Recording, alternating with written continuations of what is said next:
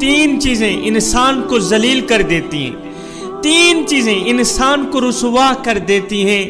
میرے کریم نبی نے فرمایا، اللہ کے رسول نے فرمایا، نواسہ رسول حضرت امام جعفر صادق رضی اللہ تعالی عنہ نے سنایا۔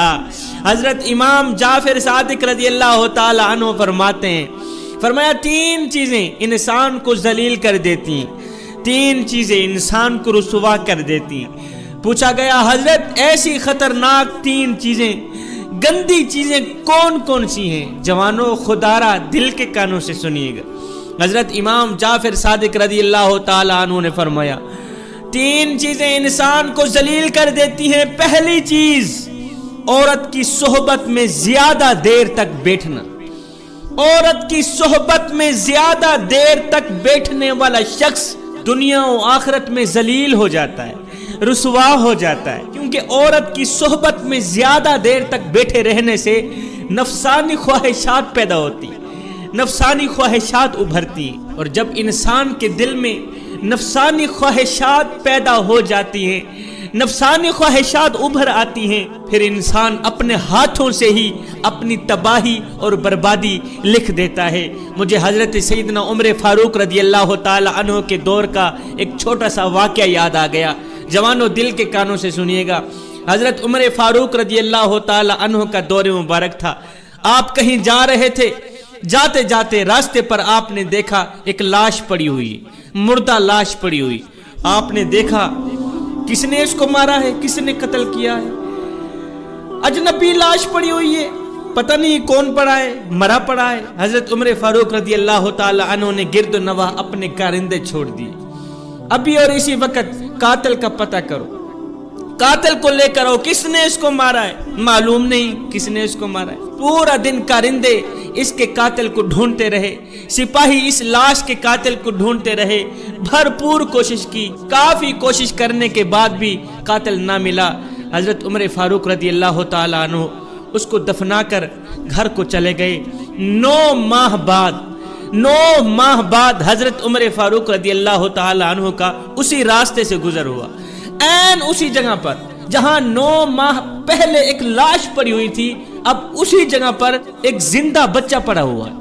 حضرت عمر فاروق رضی اللہ تعالی عنہ نے دیکھ کر حیران رہ گئے کہ یار 9 مہینے پہلے اسی راستے سے گزرا تھا، ایک لاش پڑی ہوئی تھی، اب 9 مہینے بعد جو اس راستے پر گزرا ہوں، این اسی جگہ پر ایک زندہ بچہ پڑا ہوا ہے جہاں پر لاش پڑی ہوئی تھی۔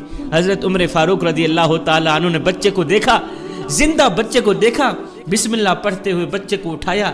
اٹھاتے ہی آپ نے غلاموں کو کہا، غلاموں 9 مہینے پہلے والی جو لاش تھی ایسے سمجھو اس کا قاتل مل گیا ہے، انشاءاللہ اب اس لاش کا قاتل ہمیں مل جائے گا۔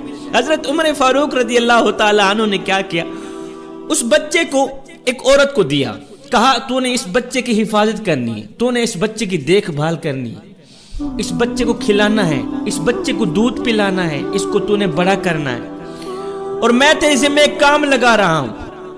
وہ کام یہ ہے، کام بڑا اہم ہے، وہ کام یہ ہے کہ کوئی بھی عورت اگر اس بچے کو آ کر اپنی چھاتی پہ لگائے، کوئی بھی عورت اس بچے کو آ کر پیار دے، اس بچے سے محبت کرے، اس بچے کو اپنی چھاتی پہ لگائے، تو تو نے کیا کرنا ہے، اس عورت کے گھر کا سارا بایو ڈیٹا تو نے مجھے دینا ہے۔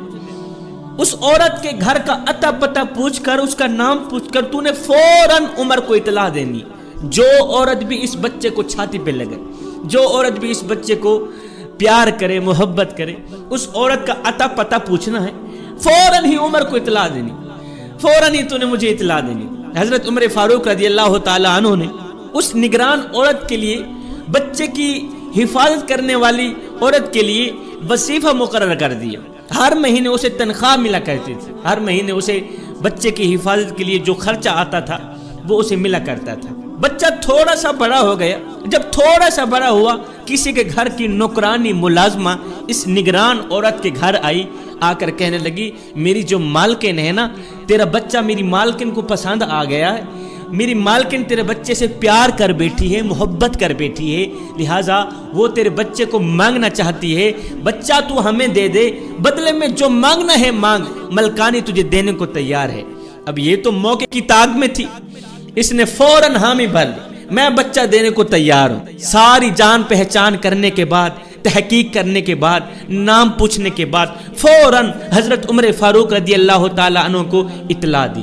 جیسے ہی حضرت عمر فاروق رضی اللہ تعالیٰ عنہ کو پتہ چلا، اطلاع ملی کہ بچے سے پیار کرنے والی عورت مل گئی ہے، بچے کو چھاتی پہ لگانے والی عورت مل گئی ہے، بچے سے محبت کرنے والی، بچے کو چاہنے والی عورت مل گئی ہے، تو حضرت عمر فاروق رضی اللہ تعالی عنہ نے ایک برہنہ تلوار اٹھائی، ننگی تلوار اٹھائی۔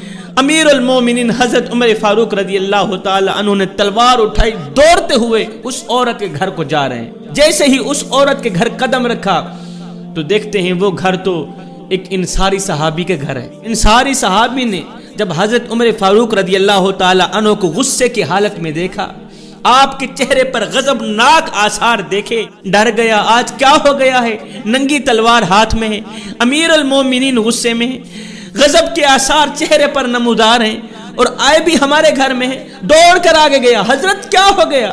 آقا کیا ہو گیا؟ فرمایا فلاں نام کی عورت سے میں نے ملنا، فلاں نام کی عورت سے میں نے بات کرنی ہے، اہم بات کرنی ہے۔ اس نے کہا حضرت وہ تو میری بیٹی ہے، حکم کریں، کیا کہنا چاہتے ہیں؟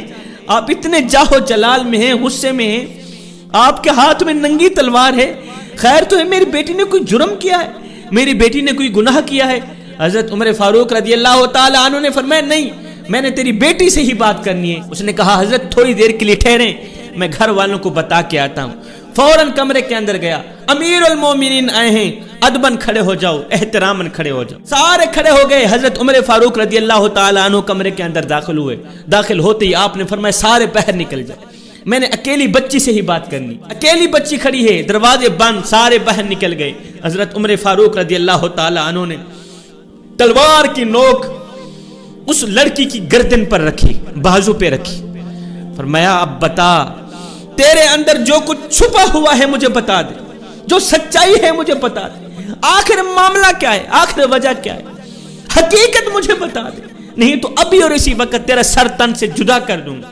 جو تیرے اندر حقیقت چھپی ہوئی ہے نا، تیرے اندر جو راز چھپا ہوا ہے، عمر کو ابھی بتا دے۔ وہ جو لڑکی تھی وہ نیک تھی، متقی پرہیزگار تھی۔